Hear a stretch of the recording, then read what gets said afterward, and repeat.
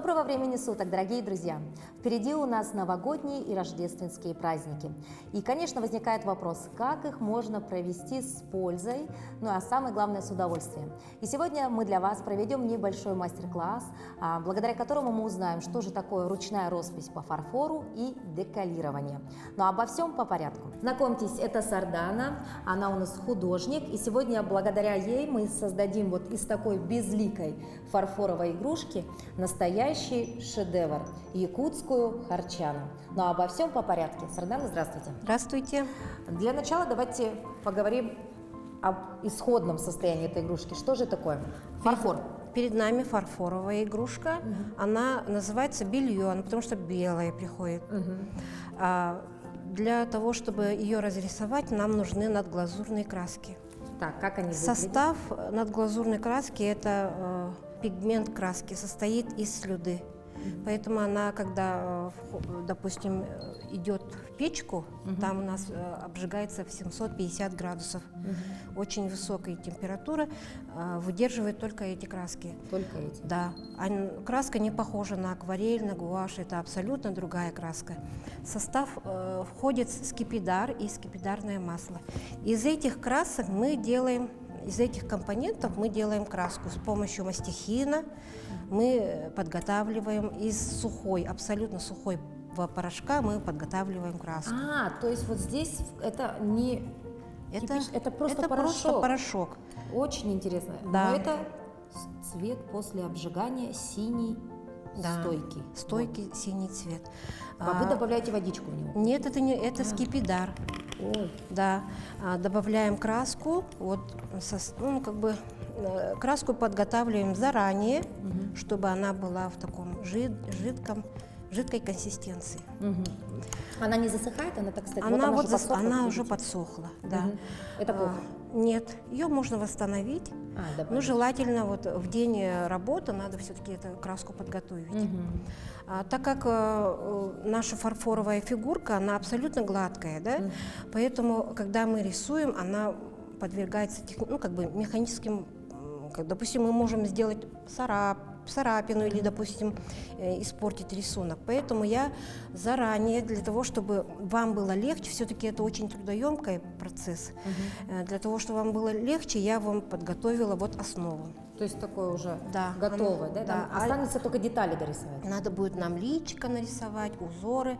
Все-таки у нас харчана, она все-таки мы стараемся придать ей все-таки национальный колорит. Да, но вот мне кажется, это практически невероятно. Вот такие мелкие детали нарисовать кисточкой. Да. Боюсь представить, какое личико будет у моей харчаны. У человека, который никогда в жизни не держал практически кисть в руках. Мы используем миниатюра, поэтому мы используем маленькие кисточки, нулевки, двоечки, однерочки. Там в кисточках обязательно пишут номер, размер кисточки. Это натуральная кисть? Белка. У меня еще есть синтетика, но белкой лучше рисуется. Да. Так, это не просто игрушка новогодняя, да, это еще колокольчик. Как изгоняет злых духов? Да, все-таки мы же верим в чудо нашего волшебства новогоднего, да, мы стараемся оберечь себя, и он получается у нас как харсхал. Да. Звук все-таки колокольчика, он распугивает злых духов и так далее, да. Но я предлагаю вам начать уже работать, да? Давайте. А вот это, получается, вы ту же самой краской уже подготовили, да? И прошел уже процесс Хоть обжигания. фигурка очень маленькая, требует очень много использовать технологий, да? Во-первых, это тампонирование называется. Берется губка мелкая и тампон, не знаю, как наносится вот краска. То есть это губочкой, да? Да. Ага. Мы видим даже разводы от губки, да? То есть промакивают? Да, промакивают. И краска, так как она очень жидкая, она может стечь. Но это ничего страшного, мы можем ее узорами спрятать. А затем вы обжигаете? Обжигаем, обжигается в печке муфельной при 750 градусов жары. Ну, то есть 750? да. И какое время обжигается? 2 часа печка набирает обороты очень медленно. Потом с такой же скоростью она остывает. Это очень сложный процесс. Да, поэтому вы подготовили заранее. Да. Нам осталось деталечки. Да. Я вам предлагаю взять кисточку и перед собой поставить как, ну, допустим, как пример. Образец, Да? Да. Я вам сейчас краски подготовлю, оживлю, так как она сейчас чуть-чуть подсохла. Я прям боюсь испортить. Ничего страшного. У каждого свой почерк. Каждый художник все равно по-своему делает. Да, а мы любим говорить так всегда в рамках. Да, я художник, я так вижу. вижу. Да, правильно. Я предлагаю вам сперва начать с глазок, с носика. Вот как его. А вот я смотрю, у нее здесь, вот видите, носик черный контур, а Да. здесь оранжевый. То есть мы сначала должны нанести оранжевый, а потом контур? Или... Нет, сперва контур. Все равно контур черный. Я вам потом покажу. Вот я прямо с вами вместе буду Давайте, рисовать. поэтапно. Да. Вот я вам намочила чуть.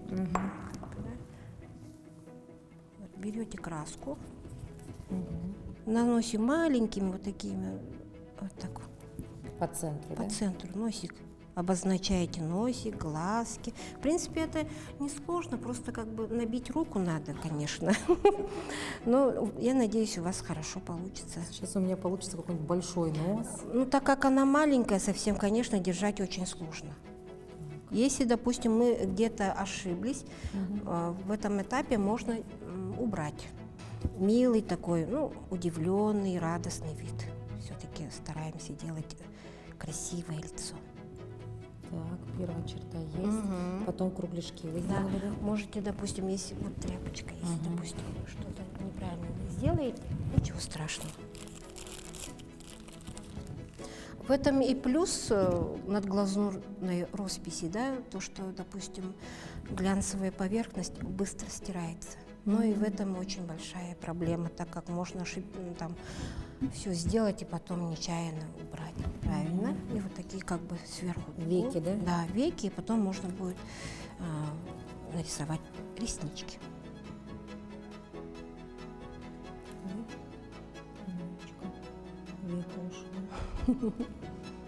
Ну вот, Красиво. ну вот, кстати, тут не обязательно быть художником, Да. да, с образованием. Да. В принципе, такие мелкие детальки-то может Да, сделать делать может любой человек, а любой почувствовать человек. себя просто настоящим И вы художником. представляете, потом же вы будете, допустим, каждый год доставать игрушку, вешать на елочку, да?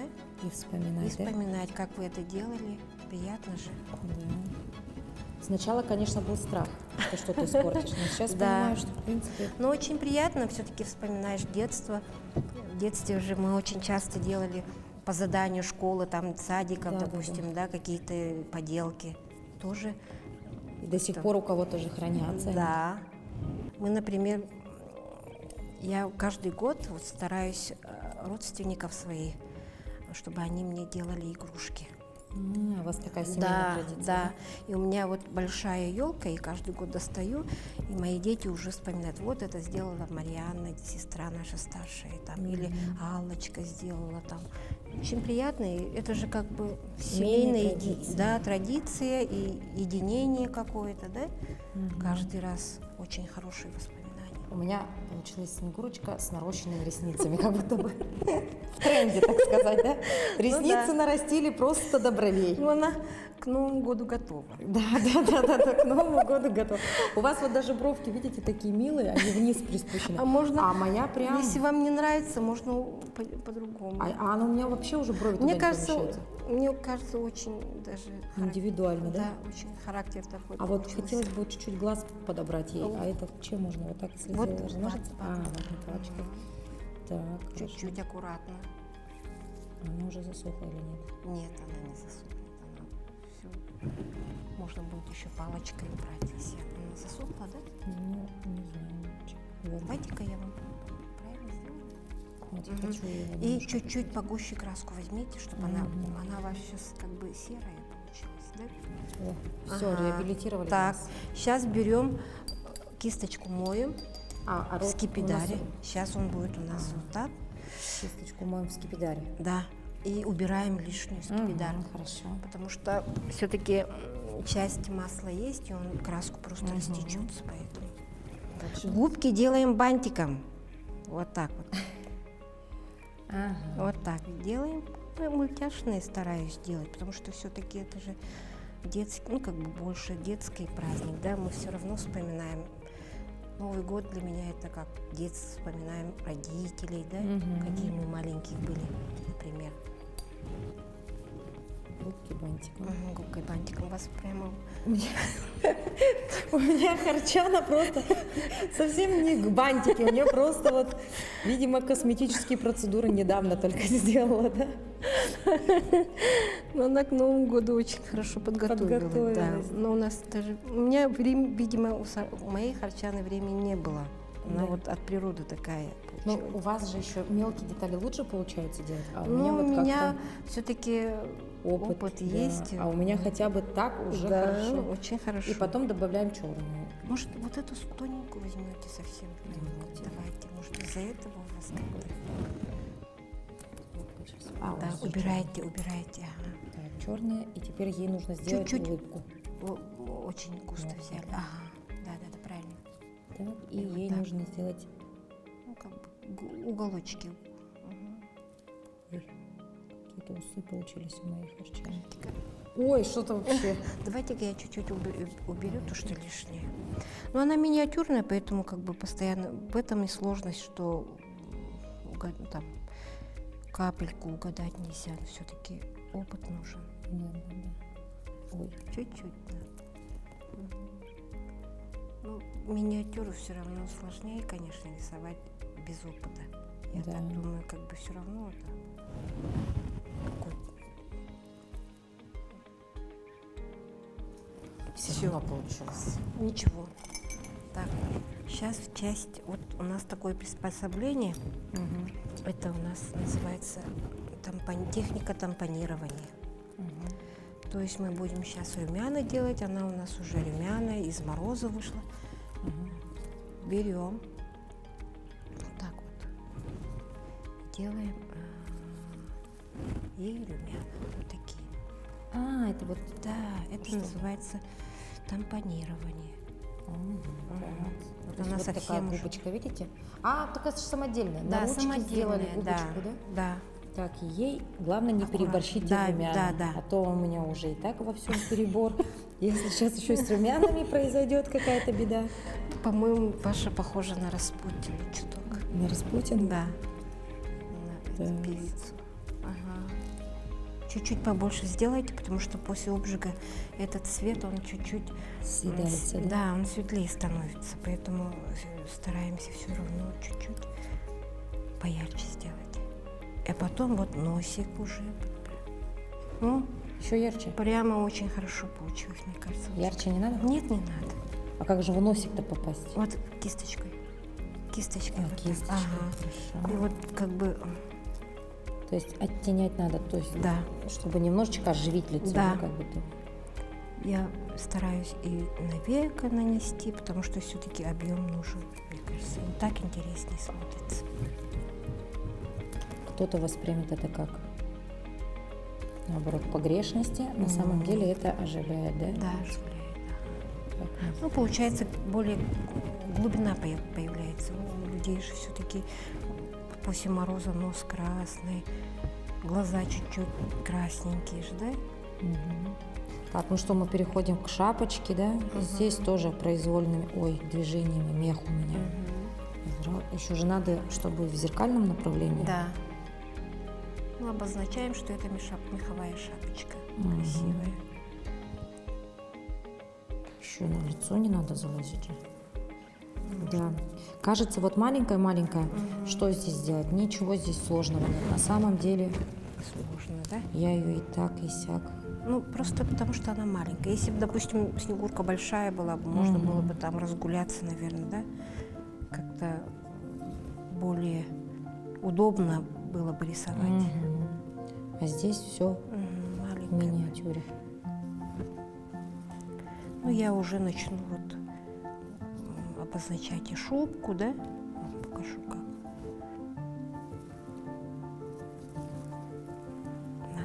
мочить в скипидаре обязательно. Она подсыхает. Она подсыхает.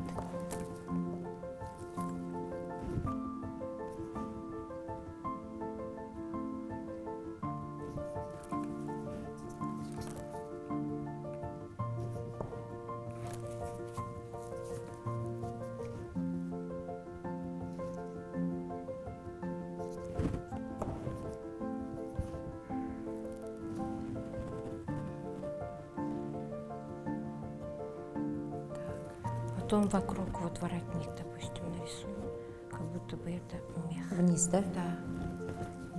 Воротник из белого писа, например. Надо включать полет фантазии. Да? Мгм.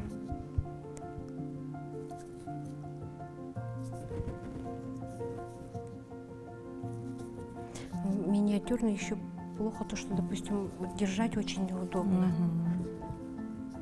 Поэтому только вот бывают ошибки, допустим, неправильно уронить можно, неправильно кисточку там как-то держать, допустим.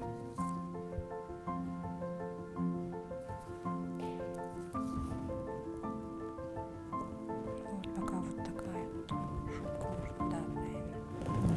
Мгм. Красиво же. Ну да, но здесь надо все равно немножечко потом подчистить. Да? Мгм.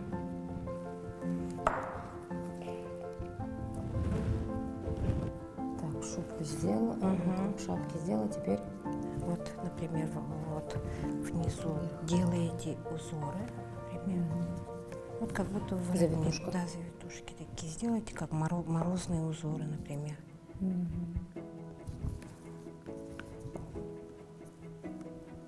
Ну, тоже произвольно. Можно якутские узоры еще рисовать.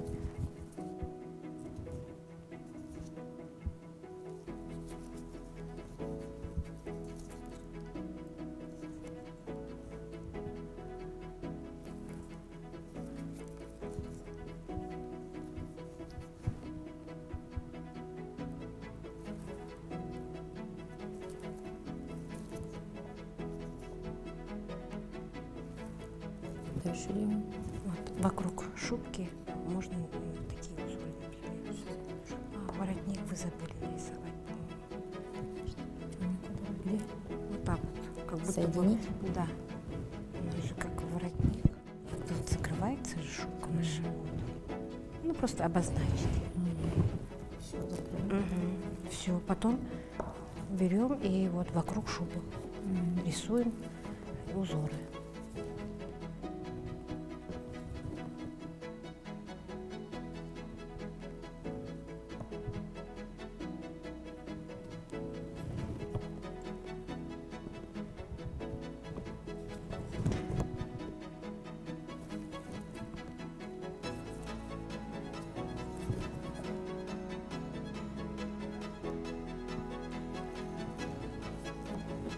Здесь курочка у нас сложила. Как будто бы, да?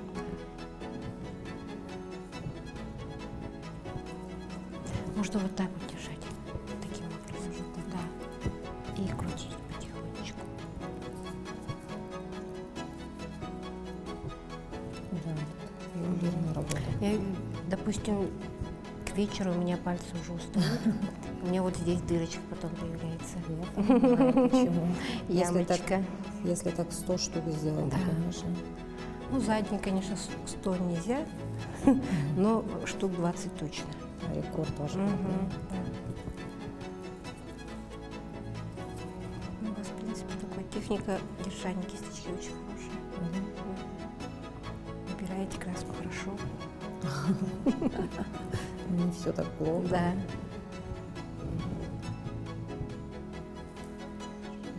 Вот сейчас палочкой можно убрать. А после обжига она вечная. Главное, чтобы не разбилась посуда.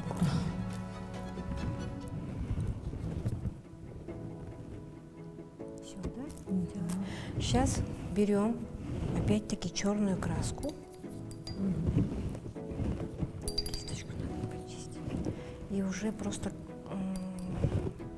добавляем, допустим, как бы акценты.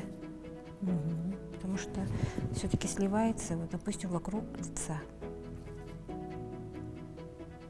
Здесь главное не переборщить. Да. Где-то сделать остановку. Так.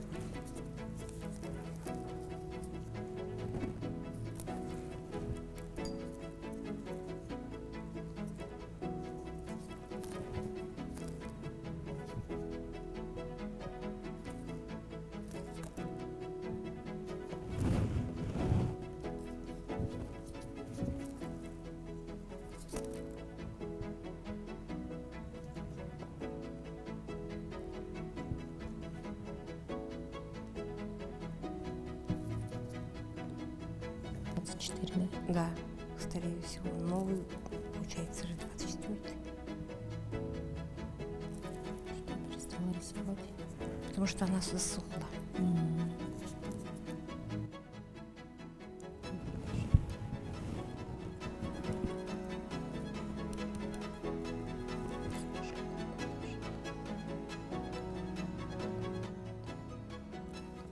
Вот такие уникальные, замечательные, а самое главное, совершенно разные две наши снегурочки Харчаны готовы. Обратите внимание, одни и те же краски, одни и те же инструменты, Да. но совершенно разные изображения, потому что это все зависит от человека, Художника, от который художника. рисует. Да. Спасибо вам большое, Сардана. Обратите внимание, дорогие друзья, пройдите такой мастер-класс. Я думаю, в таком мастер-классе каждый найдет свое, потому что роспись по фарфору, она уникальна. Да. Это Абсолютно. совершенно уникальный процесс, и здесь сложно что-то испортить. Главное, вот, чуть-чуть немножечко творческого вдохновения, Да. хорошего мастера рядом, и все у вас получится.